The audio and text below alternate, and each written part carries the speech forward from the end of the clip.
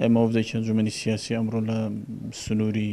مەڵبەندی سۆرانی کۆمەڵی ئیسلامیمان بەسەر کردەوە، ئەم ئەنجومەنی خەلیفان و ئەنجومەنی حەریر و مەڵبەندی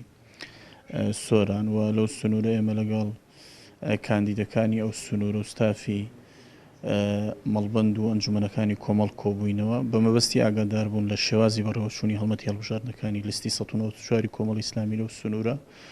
و خۆشبەختانە لێرە الحەمدولیلا کۆمەڵی ئیسلامی هەم هەڵمەتەکان بە شێوەیەکی سەرکەوتو باش بەڕێوە چوون و هەم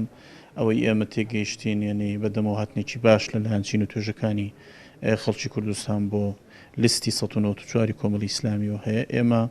چاوەڕوانین کۆمەڵی ئیسلامی هێزێکی سەرڕاست و ڕاستگۆ بوو لە 4 ساڵی ڕابردوودا بە سیاسەتی ڕاست و دروستی لە ساحەی سیاسی دەناسرێتەوە.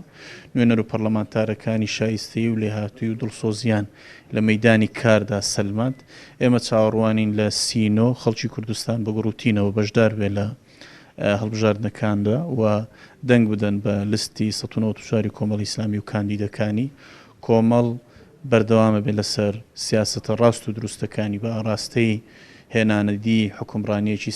تەندروست لە هەرێمی کوردستاندا و دروستکردنی حکوومەتی هاوڵاتی و ڕاستکردنەوەی باری خواری حکومڕانی و ڕوبەڕووبوونەوەی گەندەڵی دەستپێکردنی چاکسازی ڕیشەی و هەنگاونان بەرەو کۆتایی هێنان بەو قۆرەخکاریەی کە لە کۆی جومگەکانی حکومڕانی لە هەرێمی کوردستاندا هەیە. ئێمە چاوەڕوانین خەڵکی کوردستان بە گڕوتینەوە بەشدار بن و لیستی کۆمەڵی ئیسلامی سەربخەن و لێرە شۆ ئێمە تەمەنا بۆ تێک کۆی کاندیدەکانی کۆمەڵی ئیسلامی دەکەین و